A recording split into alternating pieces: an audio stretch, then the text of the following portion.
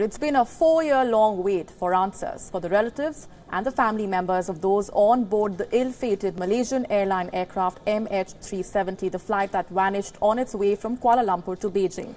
The tragedy happened on March 8, 2014. Massive hunts were launched. The last one ended today. While the search for the aircraft ends, the hunt for answers continues. US-based Ocean Infinity used deep-sea vessels to survey a vast area in the southern Indian Ocean. The search yielded no results. What's more, the Malaysian government says it has no plans to begin a new search effort. The official search efforts came to an end last year with no conclusion in sight. No one knows what happened to that ill-fated flight. So what's next? The Malaysian Transport Minister says that the full report will be published soon. The minister has not given a date, though. Australia says the search had tested the limits of technology and experts and people at sea.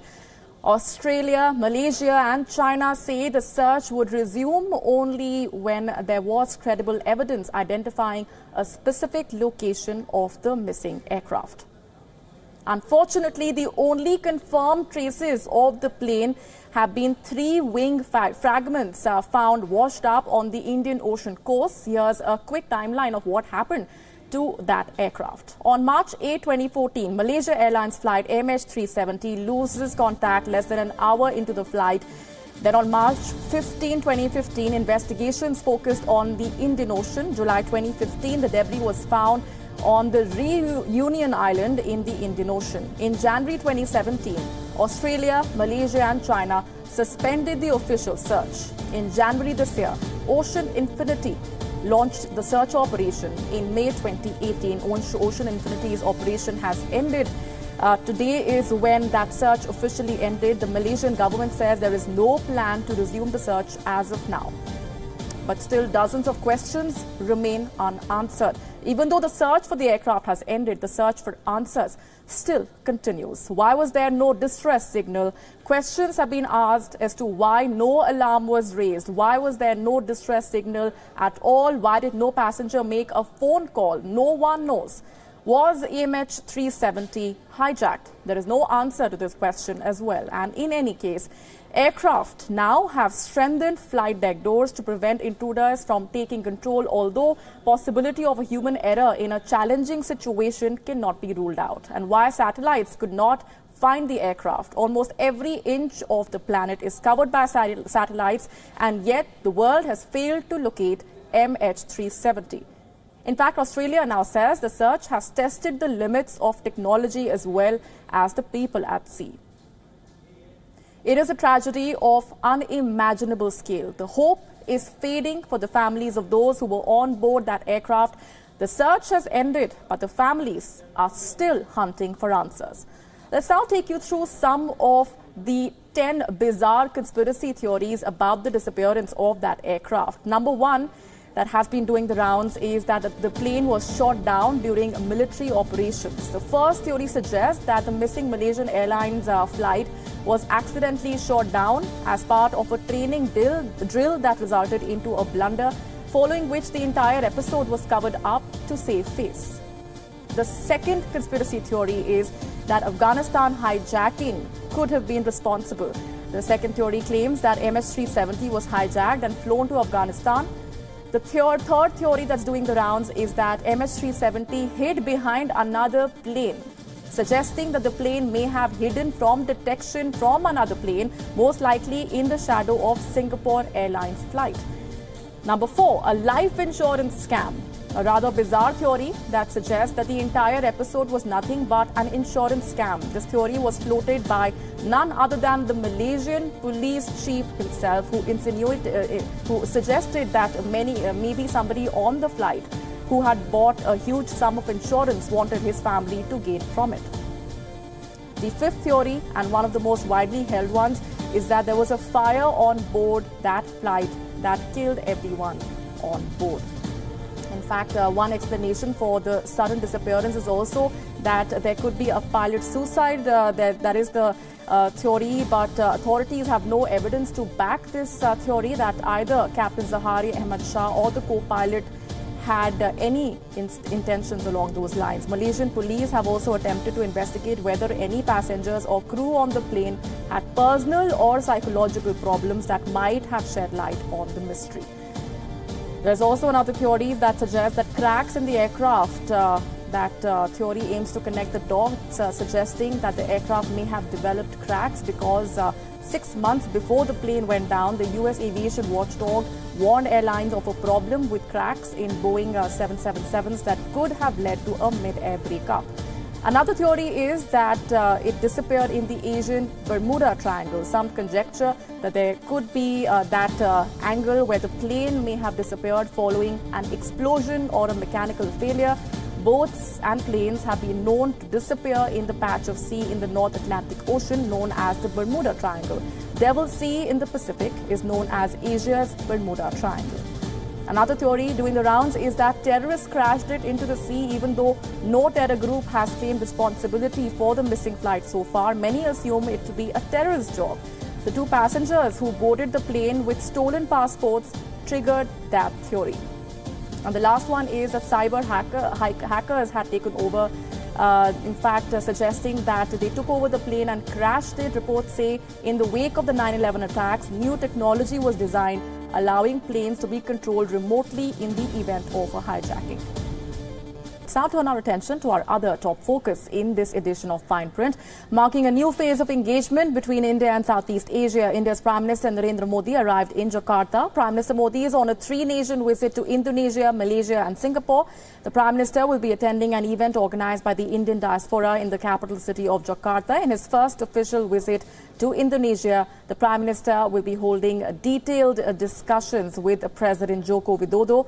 The Prime Minister will also make a brief halt in Malaysia to congratulate the new Malaysian leadership. He will be leaving for Singapore on the 31st of May for a 3-day visit.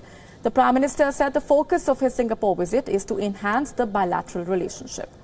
During that visit, he will be meeting students and CEOs. This is the Prime Minister's first official visit to Indonesia and will be his second official visit to Singapore.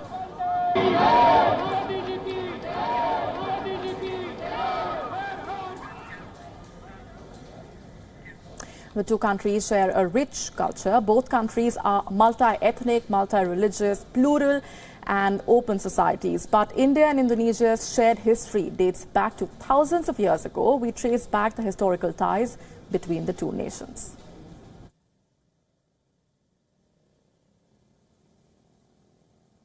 This is the Arjun Vijay Monument, a white marble chariot drawn by 8 horses, driven by Arjun, carrying Lord Krishna. The monument that depicts a scene from the centuries-old Indian epic Mahabharata, but is not situated in India. It stands in the heart of Jakarta. The monument proves that India and Indonesia have a shared history. But the first ever mention of the island nation can be found in India's earliest epic, the Ramayana. Lord Ram's army chief Sugriv dispatched men to Yavadweep, an island of Java, in the search of goddess Sita, Lord Ram's wife. In celebrating the Indian culture, Indonesia is building the world's biggest statue, one of mythical bird Garud, an incarnation of Hindu god Vishnu astride. Garuda and Vishnu, that is what you call it, the symbol of the, for us as an empowerment, we concern about our life, because Vishnu as symbolizes water also, appreciate the nature, and Garuda for the responsible for the yeah.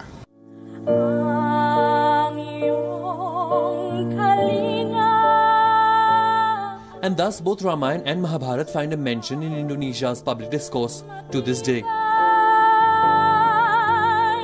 It's common for Javanese Muslims to perform the Ramayana dance during full moon nights in the open theatres of Prambanan. Trade and cultural links between the 2 countries have been strong for the last 2,000 years. It started with Indian traders who were the first to arrive in Indonesia back in the 1st century. Hinduism and Buddhism were next to follow. And since then, bilateral relations have been significantly good. In fact, former President of Indonesia was the first chief guest at the annual Republic Day parade of India in 1950.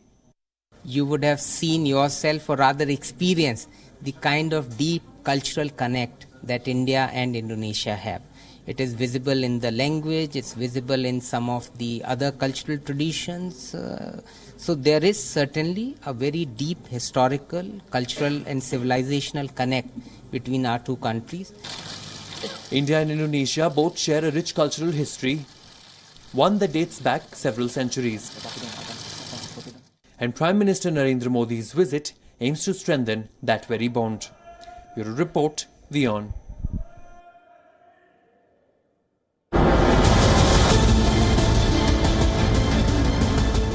Prime Minister Modi visits Indonesia.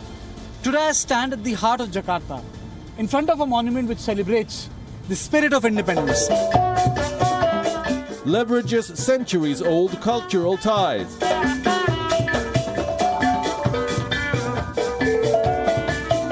Boosts strategic ties with Jakarta. Watch full coverage of Prime Minister Narendra Modi's visit to Jakarta with me, Kartikeya Sharma. India acts east. WION reports live.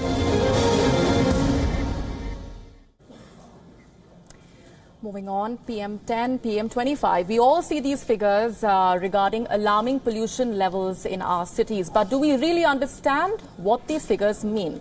Well, there may be an easier way to fathom just how polluted the air we breathe really is. An app that will tell you what is the equivalent in terms of smoking, even or especially if you're not a smoker. This report telling you more.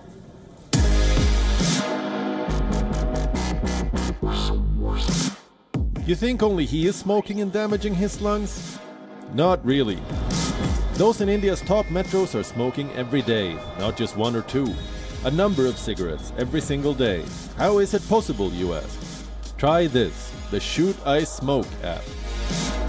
It's a new pollution monitoring app that tracks the air quality around us. But wait, don't we have a lot of such apps already? True, but this one is a little different. And what makes it distinct is the way it works. The app shows the air quality data in a way that you would understand the best, in terms of the number of cigarettes smoked. It's very simple to use. Just enter the location and it shows the air you are breathing is as bad as smoking a given number of cigarettes. Yes, you heard it right, because perhaps that's the easiest way for people like you and me to understand how toxic the air is around us and what we are inhaling every day. For instance, it shows that air quality in Delhi is equivalent to smoking over 7 cigarettes a day. And here is a look at how bad the air quality is in India's top cities. Mumbai, Noida, Bengaluru, Hyderabad, Chennai, Kolkata, Jaipur, and not just Indian cities. You can check the air quality data of any city in the world. And now a vital question is, how does it work? Well, it's no rocket science. Step 1. The app identifies your phone's location. Step 2. Finds the nearest air quality station near you. Step 3. Connects it to the database that is from using real-time air pollution data from the World Air Quality Index project. Step 4. And it then translates the data into a number of cigarettes smoked. It sounds like a great idea to help people understand how toxic the air quality is around them. But here are a few questions. How accurate is the data? Are they using a standard method to collect data? Is the data accessed updated consistently? Is it fair to compare effects of cigarette smoke and air pollution? There could be inaccuracies in data, and the results could be vague, but they definitely are not absolutely foggy. While you may not want to take the results at face value, it wouldn't be fair to completely dismiss them too. Bureau Report, WION. And our correspondent sent us the following inputs. Take a look at what they found. Well, we're currently standing at Mekri Circle. Now, Mekri Circle is one of the busier intersections of the city of Bengaluru. There are more vehicles moving through this intersection in comparison to many other junctions, many other roads of Bengaluru. So let's quickly take a look as to what is the impact it's really having on the air quality here. While the Central Business District has shown 0.3 or 0.4 cigarettes, but this particular location is showing 1.6 cigarettes. It means that by just standing here, it means that I'm smoking 1.6 cigarettes. Certainly not good for my health and certainly not good for the health of citizens who are trapped in traffic here. We are near India Gate, which is considered the center of New Delhi, and I have an app in my phone which shows the exact air quality at the moment, and it shows right now that the air that we are breathing right now is equal to smoking around 7 cigarettes. It means that the air quality is very bad over here. Now I'm standing in Mumbai's suburban area of Juhu. Now I exactly punch in the address where I'm standing, that is Juhu Tara Road. And here we go. The application says that we are indeed going to be smoking close to 4.1 cigarettes today, being in this location.